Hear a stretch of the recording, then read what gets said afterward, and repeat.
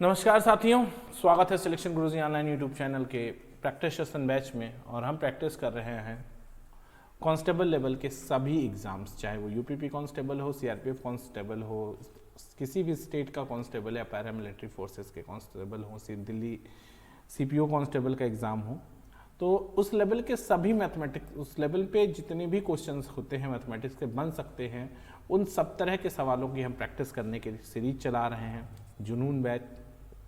और इस practice session में हम आज शुरुआत कर रहे हैं कुछ ऐसे महत्वपूर्ण सवालों का जिससे कि प्रैक्टिस आपको कांस्टेबल के एग्ज़ाम में बहुत ज़्यादा फ़ायदा पहुंचाएगी। रोज़ की तरह स्टार्ट करते हैं अपना वीडियो एक मोटिवेशनल कोट के साथ कि खोल दे पंख मेरा कहता है परिंदा, खोल दे पंख मेरा कहता है परिंदा, अभी और उड़ान बाकी है, ज़मीन नहीं है मंजिल मेरी, ज़मीन नहीं है मंजिल मेरी, अभी पूरा आसमान बाकी है।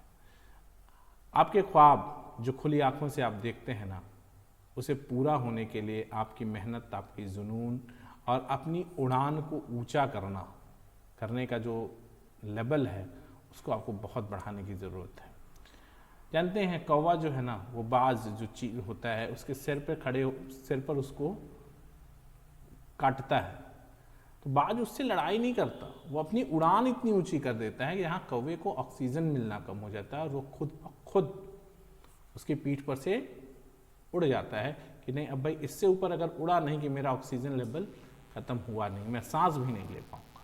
तो कोई आपको कितना भी खींचे, कितना भी टोके, कितना भी रोके, प्रयास आपको ये करना है दोस्त कि उन सबको दरकिनार कर आपको अपनी उड़ान इतनी ऊंची कर लेनी है कि जो लोग जब भी देखें तो गर्दन उठा के देखना पड़े उनको। शुरू करते हैं सवाल। एक पोशाक की बिक्री पर 15% की दर से हानि 200, एक पोशाक की बिक्री पर 25% की दर से हानि 225 है। पोशाक का क्रय मूल्य क्या है? कहने का सेंस इनका ये, थोड़ा सा क्वेश्चन गलत तरह से फ्रेम हो गया है। कह रहे हैं कि एक पोशाक की बिक्री पर 15% की दर से हानि रुपये 250 यानी 225 रुपये पे बेचने पर एक पोशाक पर 15% की हानि होती है। नहीं सॉरी, कह रहे हैं हाँ ये है क्वेश्चन का मतलब देखिए क्या है, समझ लेते हैं कि एक पोशाक की बिक्री पर 15% की दर से हानि 225 रुपया है। पोशाक का क्रय मूल्य यानी अगर 15% की हानि होती है तो हानि 225 रुपया है, यानी 15% बराबर कितना? 225 है। बहुत समझो सवाल को। एक पोशाक की बिक्री पर 15% की दर से हानि 225 रुपए है, यानी 15% की हानि 225 रुपए के बराबर है, तो 1% बराबर 15। तो कह रहे हैं क्रय मूल्य सीपी 100% बराबर 1500। कोई दिक्कत नहीं ना। अगला सवाल ध्यान देना। कह रहे हैं कि 10 लड़के एक कार्य को 24 दिन में पूरा कर सकते हैं। 6 लड़के 12 दिनों के बाद 10 लड़के एक कार्य को 24 दिन में पूरा कर सकते हैं। यदि 6 लड़के 12 दिनों के बाद काम छोड़कर चले जाते हैं तो शेष कार्य को पूरा करने में कितना दिन लगेगा? सिंपल सा सवाल है, समझो। कह रहे हैं कि 10 लड़के एक काम को 24 दिन में कर सकते हैं। सिंपल सवाल, 10 लड़के कर सकते हैं 24 दिन में, बराबर यदि 6 लड़के 12 दिन के बाद, यानी 6 लड़कों ने कितने दिन काम किया? 6 लड़के 12 दिन के बाद काम छोड़कर चले जाएं, यानी ये जो है सॉरी सवाल में थोड़ा सा मिसप्रिंट है, इसको सही कर लीजिएगा। ये 10 नहीं है, 18 लड़के हैं, ठीक है। एक मिनट,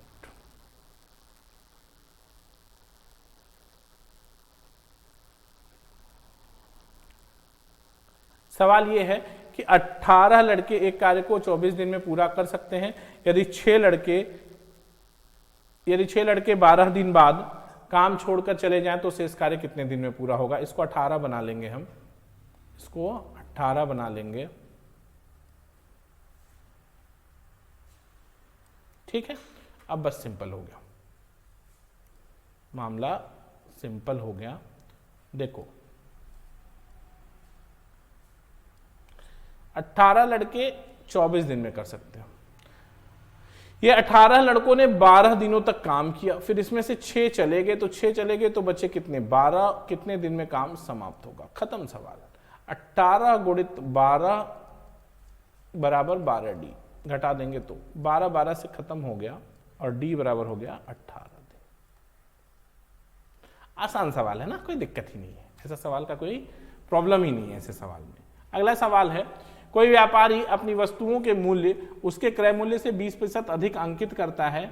कोई व्यापारी अपनी वस्तुओं के मूल्य उसके क्रय मूल्य से 20% अधिक अंकित करता है, परंतु अंकित मूल्य पर कोई बट्टा देता है जिससे उसे 10% का लाभ होता है। दिए गए बट्टे की दर क्या है? सिंपल सवाल समझो यार, बहुत सिंपल सवाल है। क्या सवाल है? सीपी है। क्या सवाल है? ये देखो सीपी कह रहे हैं यदि कोई व्यापारी अपनी वस्तुओं के मूल्य उनके क्रय मूल्य से 20% अधिक अंकित करता है, 100 रुपए ये हो गया, अंकित मूल्य 20% यानी 120% हो गया। बेच रहा है तो उसे 10% लाभ हो रहा है, यानी सीपी पे 10% का लाभ हो गया, यानी विक्रय मूल्य 110 हो गया। तो छूट प्रतिशत पूछ रहा है, छूट प्रतिशत क्या होगा? तो देखो क्या होगा छूट प्रतिशत। छूट प्रतिशत बराबर होता है छूट बटा अंकित मूल्य गुणित 100, यही होता है ना। यदि ये बराबर हो जाएगा, 120 का सामान 110 में दिया तो छूट 10 बटा 120 गुणित 100, 0 0 से खत्म, 12 बट्टा 96 सही, 4 सही 12, यानी 8 सही 1/3%। ये आपका डी ऑप्शन हो जाएगा, 8 सही 1/3%। यहां तक कोई तकलीफ नहीं है ना। अगला सवाल ध्यान दीजिएगा, कोई दिक्कत नहीं है ना इस सवाल में भाई। 100 रुपए का सामान था, 20 रुपए ज्यादा अंकित किया तो 120, और 10% के प्रॉफिट पे बेचा तो 100 रुपए का ही सामान खरीदा है तो 110 रुपए में बेचा। छूट 10 रुपए की दे दिया, छूट 10 रुपए की दे दिया, तो छूट प्रतिशत बराबर छूट बटा अंकित मूल्य गुणित 100 बटा बराबर 8 से 1/3%। ठीक है, अगला सवाल ध्यान दीजिएगा। 30 सेंटीमीटर त्रिज्या वाले और 42 सेंटीमीटर ऊंचाई वाले एक बेलनाकार बर्तन पानी से भरा है। इसके पानी को 75 सेंटीमीटर लंबाई और 44 सेंटीमीटर चौड़ाई वाले एक आयताकार टब में उड़ेला जाता है, तब पानी किस ऊंचाई तक उठेगा? तो सीधा सीधा बात है कि मान लेते हैं कि x ऊंचाई तक उठेगा, तो पानी का आयतन जो होगा इसमें देखो ध्यान दो, इसमें जो पानी का आयतन होगा वो होगा लंबाई, जो आयताकार टब है इसकी क्या हो जाएगा, LBH बराबर बेलन है पाई r²h। तो L कितना हो गया? देखो इसमें पानी भरा है, 75 सेंटीमीटर लंबाई, 44 सेंटीमीटर चौड़ाई और h सेंटीमीटर मान लिया पानी की ऊंचाई, बराबर 22/7 गुणित 30 सेंटीमीटर त्रिज्या वाले, यानी 30 गुणित 30 गुणित ऊंचाई दिया है 42, तो ये हो गया 6 7 6 42। और अब देखो कैसे कटेगा, h बराबर हो जाएगा 22 गुणित 30 गुणित 30 गुणित 6 बटा 75 गुणित 44। जब आप इसको ऑल टुगेदर सॉल्व कर लेते हैं तो देखो क्या मिलेगा, कैसे सॉल्व कर पाओगे आप। जब इसको फाइनली सॉल्व करोगे तो h बराबर आ जाएगा 36। ठीक है, x बराबर क्या आ जाएगा, 36 सेंटीमीटर, यानी टब में 36 सेंटीमीटर तक पानी चढ़ जाएगा। चूंकि बेलनाकार बर्तन चूंकि पानी से पूरा भरा है तो उसके पूरा आयतन इस LBH, h क्या है, वो पानी की ऊंचाई है जो उस टब में भरेगा, आयतन के बराबर होगा। क्लियर है बात, यहां तक कोई दिक्कत नहीं। अगला सवाल ध्यान दीजिएगा, कह रहे हैं कि दो ट्रेन 42 किमी प्रति घंटा और 84 किमी प्रति घंटा की गति से समान दिशा में चल रही हैं, समान दिशा में, जिनकी लंबाई 320 मीटर और 380 मीटर है। तेज गति वाली ट्रेन धीमी गति वाले ट्रेन को पार करने में कितना समय लेगी? बहुत सिंपल सा सवाल समझो कि यदि विपरीत समय बराबर क्या होता है दोस्त, सवाल का सीधा सीधा मोटिव पे आते हैं बिना किसी कहानी के। समय बराबर दूरी बटा चाल। जब कोई ट्रेन किसी ट्रेन को पार करती है तो चाहे वो विपरीत दिशा से पार करे चाहे समान दिशा से पार करे, अपनी लंबाइयों के योग के बराबर दूरी चलती है। इसमें कोई दिक्कत तो है नहीं, किसी को कंफ्यूजन है नहीं। तो दूरी 300 और 320 और 303 3 6 1 700। चाल समान दिशा में जा रहे हैं तो 40, 84 और 42 का अंतर 42, और मीटर प्रति सेकंड में बदलने के लिए 5/18, तो ये हो जाएगा 42 गुणित 5 और ये 18 ऊपर चला जाएगा। बस अब सिंपल इसी को सॉल्व कर लेना है अपने को, ठीक है ना। कैसे सॉल्व करेंगे देख लीजिए। 42 सात ही से काट ले, 7 छाक 42, 7 सवम 100, 700, 6 हो गया, 6 3 18, 5 20 हम 60 और 20 तिहाई 60 सेकेंड। कितना समय लगेगा? 60 सेकेंड। बात समझ गए? जब दो ट्रेनें एक दूसरे को किसी भी परिस्थिति में पार करें, चाहे वो समान दिशा में गतिमान हो या विपरीत दिशा में गतिमान हो, वो अपनी लंबाइयों के योग के बराबर दूरी चलती है। और जो चाल है, चूंकि समान दिशा में गतिमान है,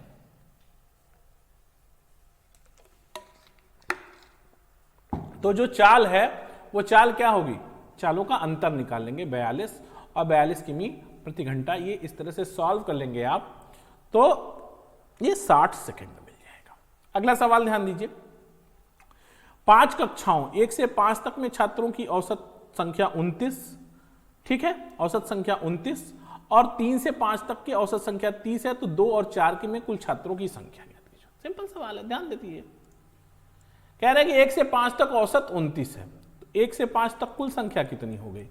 29 गुणित 5 बराबर 145, 3 × 5 = 15 होता है, 145 हो गया। कह रहे हैं 3 से 5, 3 5 कितनी कक्षा हो गई? 3 से 5 तक 3 और 5 यानी कितना है? ये 30 है, तो 30 दूनी 60 हो गया। और 2 4, 2 और 4 में क्या है? तो 2 और 4 की कुल संख्या 1 से 5 तक दिया है, फिर 3 और 5 नहीं, 1 3 5 कक्षा 1 भी है यहाँ, ध्यान देना, ये मिसप्रिंट है। 1 3 5, तो यहाँ 3 होगा, तो ये कितना हो जाएगा? 90। तो पूछ रहे हैं आपसे कि 2 और 4, 1 3 5 1 5, अच्छा, तो 2 और 4 में कुल संख्या ना, तो 2 और 4 में कुल संख्या क्या हो जाएगी? 145 में से 90 घटा देंगे तो 55 आ जाएगी। कितनी संख्या हो जाएगी? 55। यहां तक कोई दिक्कत नहीं ना, कर लेंगे, ठीक। अगला सवाल। 10 आदमी, 10 महिला और 10 बच्चे किसी काम को अगर क्रमशः 10 दिनों, 20 दिनों और 30 दिनों में पूरा करते हैं, तो उसी काम को पूरा करने में 5 आदमी, 5 महिला और 5 बच्चों को कितना समय लगेगा? ध्यान देना, सिंपल सवाल, समझते हैं। कह रहे हैं, क्या कह रहे हैं? 10 आदमी एक काम को 10 दिन में, 10 महिला उसी काम को 20 दिन में, और 10 बच्चे उसी काम को 30 दिन में पूरा करते हैं। एलसीएम 60, 6 3 2, 6 3 2, तो 6 3 9 2 11, यानी 60 बटा, यानी पूरा काम समाप्त होने में कितना दिन लग जाएगा? अगर सब मिल जाए तो 60/11 दिन। लेकिन कब? जब 10 आदमी प्लस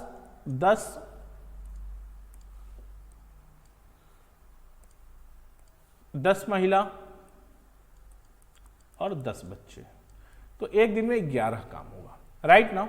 लेकिन कह रहे हैं कि अगर 5 आदमी लग जाएं, 5 महिला लग जाएं और 5 बच्चे लग जाएं, तो कितना काम होगा बताओ? एक दिन में 11/2 काम होगा। और अगर 11/2 काम होगा तो पूरा काम समाप्त होने में कितना समय लगेगा? पूरा काम समाप्त होने में लगेगा समय 60 के बटा 11/2, यानी 120/11 दिन। यही आपका आंसर हो जाएगा, सी। ठीक है, यहां तक कोई दिक्कत नहीं ना, कर लोगे। समझो, 10 आदमी को 1 यूनिट मान लो ना, 10 आदमी 1 यूनिट 10 दिन में, 10 महिला 1 यूनिट 20 दिन में, और 10 बच्चे 1 यूनिट 30 दिन में, तीनों मिल जाएं तो एक दिन में 11 काम हो रहा है। 11 काम कब हो रहा है एक दिन में? जब 10 महिला हैं, 10 बच्चे हैं, 10 महिला हैं, 10 पुरुष हैं, 10 बच्चे। कह रहे हैं कि 5 पुरुष 5 महिला और 5 बच्चे, यानी सबकी संख्या आधी, तो एक दिन में काम की भी संख्या आधी, 11/2 काम होगा। तो 60 काम पूरा करने में रोज अगर 11/2 काम हो रहा है तो 120/11 या आप 10 सही 9.1 काम दिन में काम हो जाएगा। अगला सवाल ध्यान दीजिएगा, कह रहे कि एक घन के सतह का क्षेत्रफल 73.5 सेंटीमीटर वर्ग है, इसकी भुजा ज्ञात कीजिए। एक घन के 6a², ना क्या दे रहे हैं आपको 6a²। घन की सतह का क्षेत्रफल क्या होता है 6a² बराबर 73.5 या a² इज इक्वल टू 6 × 6, ये आप सॉल्व कर लेंगे, 12.25 ना, 12.25 और इसका वर्गमूल ले लेंगे तो 3.5, ये आपका 3.5, हाँ आंसर ये 3.5 सेंटीमीटर होगा, गलत लिखा गया है 35, 45, 75, होना चाहिए था 3.5, 4.5, 7.5, 5.5। तो पहला ऑप्शन 35.5 सही होगा। ठीक है, सिंपल सवाल है। अगला क्वेश्चन ध्यान दीजिएगा, कह रहे हैं कि √2 3 अच्छा सवाल ऐसा है, थोड़ा सा मैं क्लियर लिख दूं आपको, दिक्कत ना हो जिससे, देखो ये है √2, फिर लिख रहे हैं 3 का क्यूब रूट, फिर क्या लिख रहे हैं 4 का रूट वैल्यू, और फिर लिख रहे हैं 5 का क्यूब रूट। सबसे बड़ी संख्या सीधा सीधा दिख रहा है ना यार कि 2 आएगा, ये पूर्णांक। 5 का क्यूब रूट निकालने जाओगे तो वो भी जो है 2 से कम हो जाएगा, 2 दूनी 4 दूनी 8। तो यहां तो सबसे साफ साफ दिख रहा है कि ये सबसे बड़ा होगा, लेकिन इसको करने का सिस्टम क्या है देखो, 2 की पावर 1/2, 3 की पावर 1/3, 4 की पावर 1/2 और 5 की पावर 1/3। एलसीएम 3 और 2 का 6 से गुणा कर देंगे पावर से तो 2 की पावर 3, 3 की पावर 2, 4 की पावर 3, 5 की पावर 2, 2 चौके 8, 3 त्रिक 9, 4 चौके 16, चौका 64, 5 × 6 25, यही बड़ा हुआ ना, तो इसलिए √4 बड़ा है। ये तो मेथड हो गया, लेकिन ये बिना देखे हिट इन ट्रायल से आप मार लेंगे कि √4 इन सब में बड़ा है, ये दिख रहा है। ठीक है, आगे क्वेश्चन देखिएगा, एक आयत के विकर्ण की माप और चौड़ाई क्रमशः 29 और 20 सेंटीमीटर है, इसका परिमाप ज्ञात कीजिए। 29 20 20 29, ठीक है, ध्यान दीजिएगा, एक आयत है,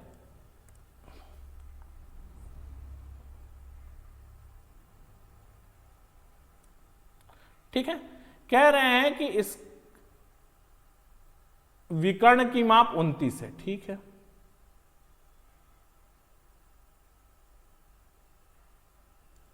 विकर्ण की माप 29 है, ठीक है, ये 29 हो गया और चौड़ाई 20 हो गया, तो ये कितना बचा, ये 20, ये कितना बचेगा भाई 21, राइट ना, लंबाई कितनी बच जाएगी 21। तो कह रहे हैं इसका परिमाप ज्ञात करो ना, तो इसका परिमाप कितना हो जाएगा भाई, ये तो विकर्ण है, ट्रिपलेट बन जाएगा ना, ये कर्ण 29, एक भुजा 20 तो तीसरी भुजा 21, ठीक, तो क्या हो जाएगा परिमाप बराबर होता है 2l + b बराबर 2, 21 + 20 बराबर 41 दूना 84, 41 दूना 82 सेंटीमीटर। यहां तक कोई तकलीफ नहीं है।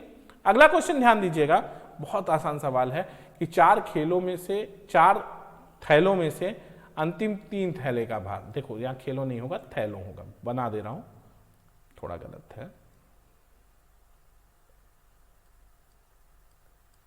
4 थैलों में से अंतिम 3 थैले का भार 18 किग्रा तथा प्रथम 3 थैले का औसत भार, चलो ठीक है 4 थैले हैं, प्रथम 3 a + b + c बराबर कितना, a + b + c बराबर 18 × 54,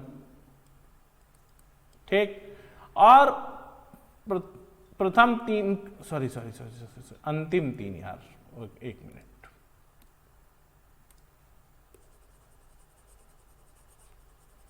मान लेते हैं 4 थैले ए बी सी डी हैं, कह रहे हैं कि देख ही लेते हैं पहले, प्रथम 3 का 19 है, तो a + b + c 19 × 57 और अंतिम 3 यानी b + c + d ये कितना है 18 × 54 घटा देते हैं, माइनस बी, बी सी, सी खत्म हो जाएगा, ए माइनस डी बराबर 3 हो जाएगा। और कह रहे हैं अंतिम थैला 42 kg का है, तो a माइनस 42 बराबर 3, यानी a बराबर 45, यानी जो 42 3 45, कोई दिक्कत नहीं ना, ठीक। कितना है यार, यदि अंतिम थैले का भार 42 किग्रा है, ठीक है, तो 42 3 45, 21 3, ठीक है, यही होगा, ऑप्शन नहीं है, कोई दिक्कत नहीं है, लेकिन 45 kg ही होगा, ठीक है, ये आप ऑप्शन रख लो, ठीक। अगला क्वेश्चन ध्यान देना, नरेश ने अपनी साइकिल 20% के लाभ पर बेच दिया, अगर उसने इसे 1250 रुपए में बेचा होता तो 25% लाभ होता। उसने किस मूल्य पर साइकिल खरीदी थी? 1250 में बेचता तो 25% लाभ होता है, यानी सीधा सीधा मामला है कि 1250 बराबर 25% लाभ होता है, यानी 125%। 125% बराबर इतना, तो 1% बराबर 10, तो 100% बराबर 1000। ये कितना हो गया? 1000। कोई तकलीफ नहीं, ठीक है। आगे बढ़ते हैं, अगला सवाल, दो बराबर क्षमता वाले बर्तनों में रस और पानी क्रमशः 5:1 और 5:7 के अनुपात में हैं। दोनों बर्तनों के मिश्रण को मिलाया जाए तथा एक बड़े बर्तन में स्थानांतरित किया जाता है, तो नए मिश्रण में रस और पानी का अनुपात ज्ञात कीजिए। ठीक है, ठीक है ना। कह रहे हैं कि दो बराबर क्षमता वाले बर्तन है, बहुत आसान सवाल। आप देखेंगे तो मैंने रेशियो प्रोपोर्शन में ही इसको पढ़ाया है, तीसरे या चौथे पार्ट में। एक बर्तन है ए और एक बर्तन है बी। ये भैया है रस और ये है पानी। देखो रस कितना है? 5 1 है, तो 5 1 6 हो गया। और पानी कितना है? 5 और इसमें साथ है 12, इसमें 12 हो गया। क्षमता जबकि एक ही है, तो ये 12 है, ये 6 नहीं हो सकता। इसको भी 12 करने के लिए यहाँ 2 से गुणा कर दीजिए, तो ये कितना हो जाएगा? पानी 2 हो जाएगा और ये रस कितना हो जाएगा? 2 10 हो जाएगा। और अगर दोनों को मिला देंगे तो फिर जो बर्तन होगा, जो नया बर्तन है जिसको सी आप कह सकते हैं, इसमें रस और पानी हो जाएगा 15 संबंधे 9, यानी 5 संबंधे 3 के अनुपात में। बी ऑप्शन 5 3, कोई तकलीफ नहीं है ना, 5 3 का अनुपात आ जाएगा। देख लेना अनुपात समानुपात उठा के, तीसरे या चौथे पार्ट में मैंने बहुत विधिवत इसको समझाया है। ठीक है, कैसे करना है चैप्टर वाइज कंटेंट। एक व्यक्ति 60 कुर्सियां बेचता है तो उसे 10 कुर्सियों के विक्रय मूल्य के बराबर लाभ होता है। इसी लेन देन में लाभ प्रतिशत क्या है? एक व्यक्ति 60 कुर्सियां बेच के 10 कुर्सियों के बराबर लाभ प्राप्त करता है, यानी लाभ 10 कितनी कुर्सियां पे बेच के? 50। 10 बटा 50 गुणित 100, ये बराबर हो जाएगा 20%, बराबर 20%। कैसे? 10 कुर्सियों का लाभ कब हो रहा है? जब वो 60 कुर्सियां बेचता है तो उसे 10 के बराबर लाभ होता है, यानी 50 का जो 50 बेचने पर ही उसे बैलेंस में 10 बच जाता है, तो प्रॉफिट अपन सीपी 50 गुणित 100। ठीक है, तो ये 20%, कोई दिक्कत नहीं। अगला सवाल कह रहा है कि विभाजन के तरीके में दो संख्याओं का मौसक ज्ञात प्राप्त करने पर अंतिम भाजक 75 है और भागफल क्रमशः पहले से आरंभ करने पर 3 1 1 3 है। वे संख्या क्या है? लसा मौसा खोल लेंगे साहब। दूसरे पार्ट में ये मैंने बहुत विधिवत इस सवालों को कराया है, बहुत शानदार तरीके से। यहां भी कर देते हैं और बहुत सिंपल तरीके से कि अंतिम भाजक 75 है और अंतिम भागफल 3 है, यानी अंतिम शेषफल 0 रहता है, तो 75 3 225। देखो 3 1 1 3, 1 ले लिया, 3 ये अंतिम वाला। फिर अब ये 225 गुणित 1 प्लस 75, ये बराबर क्या हो जाएगा? 300। भाई इसके पहले का भाजक 225 गुणित 1 प्लस 75, ये पहला वाला ले लिया, 1 ले लिया। अब क्या करना है? अब 300 गुणित 1 प्लस 225, यानी 525। फिर 525, इसको भी ले लिया ना, 525 गुणित 3 प्लस 300 बराबर 1800। ठीक, यही आपका 1875, सॉरी 1875, यही आपका आंसर है। ठीक, ये दो। तो क्या करें, वे संख्याएं क्या हैं अंतिम वाली, 525 और 1875। ठीक है, अगला सवाल ध्यान दीजिएगा। एक राशि साधारण ब्याज पर 25% की वार्षिक दर से 4 वर्ष में 8,800 हो जाती है, तो राशि क्या है? एक धनराशि साधारण ब्याज पर 25% की वार्षिक दर से 4 वर्षों में 8,800 हो जाती है, तो धनराशि क्या है? ठीक है, देखते हैं। अब समझो बच्चा, मान लेते हैं धनराशि 100 है, धनराशि 100 है, और अगर 25% की दर से निवेशित है तो पहले साल 25, ठीक, दूसरे साल 25, तीसरे साल 25, चौथे साल 25, यानी 100, यानी 100 मूलधन और 100 ब्याज, यानी 200, यानी दोगुनी हो जाती है, यानी 200%, यानी दोगुनी। यानी ये जो 8800 रुपया है ये अपने मूलधन का दोगुना हो चुका है, यानी मूलधन क्या रहा होगा? 4400। बात समझ आ रही है भाई? मूलधन अगर 100 है और 25% वार्षिक ब्याज की दर से आप ब्याज देंगे तो हर साल 25-25 ब्याज मिलेगा, 4 साल में 100 रुपया ब्याज हो गया, और 100 रुपया आपका मूलधन है, तो 200% हो गया ना। 200% का मतलब दोगुना, यानी 100 रुपया कितना हो गया? 200 रुपया। तो वैसे ही 8800 रुपया कितना हो? 8800 रुपया हो गया। कितना था? 4400 था, तभी तो दोगुना 8800 हो गया। ठीक है, अगला सवाल ध्यान दीजिएगा। कह रहे हैं कि दो संख्याओं का अनुपात 5/4 है, दोनों संख्याओं का योग 180 है, तो दोनों संख्याओं में छोटी कौन सी है? तो दोनों संख्याओं में से छोटी संख्या कौन है? तो 5 4 9, अनुपातिक योग 9 = 180, तो 1 = 9 दूनी 18, 20 छोटी पूछ रहे हैं तो 4 = 20 चौका 80। खत्म सवाल। ठीक है ना। अगला सवाल ध्यान दीजिएगा। कह रहे हैं कि ए किसी काम को 4 दिन में पूरा कर सकता है। ए ही कार्य क्षमता बी की कार्य क्षमता से 50% अधिक है। ए की कार्य क्षमता बी की कार्य क्षमता से 50% अधिक है, ध्यान देना।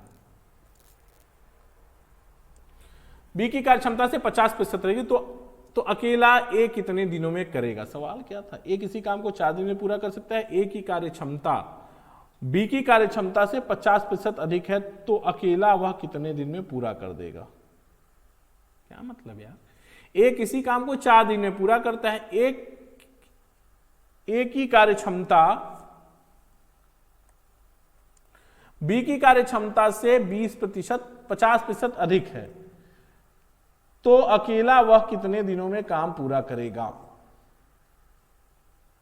यानी बी कितने दिन में पूरा करेगा? हाँ, यही होना चाहिए। तो ए अकेला कितने दिन में पूरा करेगा? यहां बी होगा, तो बी अकेला कितने दिन में पूरा करेगा? ठीक है, ठीक है, बी कितने दिन?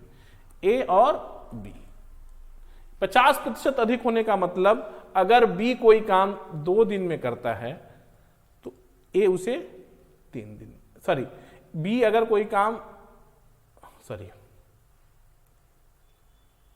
ध्यान देना, 50% अधिक है ना। ए की कार्य क्षमता बी से 50% अधिक है, बी से 50%, यानी ए अगर कोई एक काम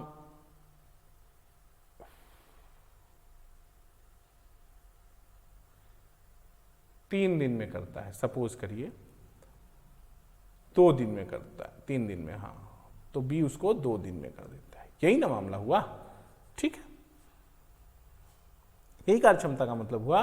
अधिक है कार्य क्षमता बी की कार्य क्षमता ए से 50% अधिक है, यानी ये इसको 3 दिन में करता है तो ये इसको 1 दिन में कर देगा। ठीक, तो कह रहे हैं ये क्या हो गया? क्षमता। तो दिन, ये दिन का अनुपात है, सॉरी,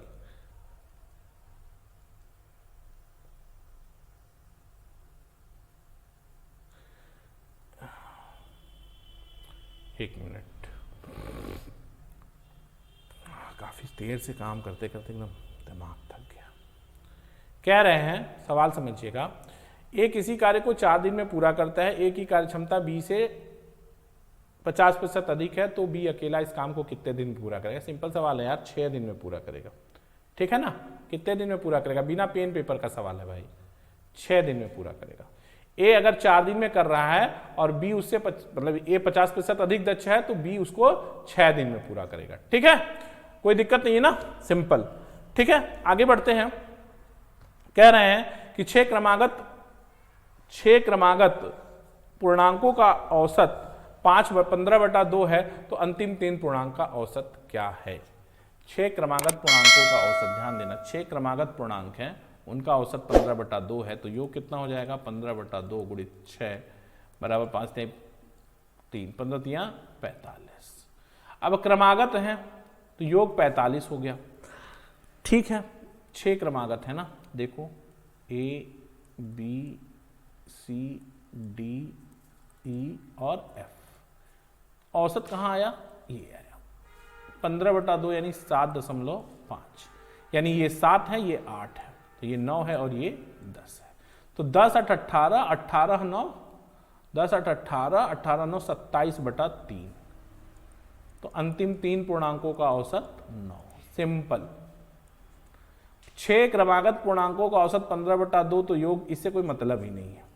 औसत हमेशा बीच में आता है, 7.5 हुआ, इसके पहले 7 और इसके बाद 8, तो अंतिम 3 संख्या 8 9 10, 9 8 17 10 27, 3 का योग 27, तो औसत 9।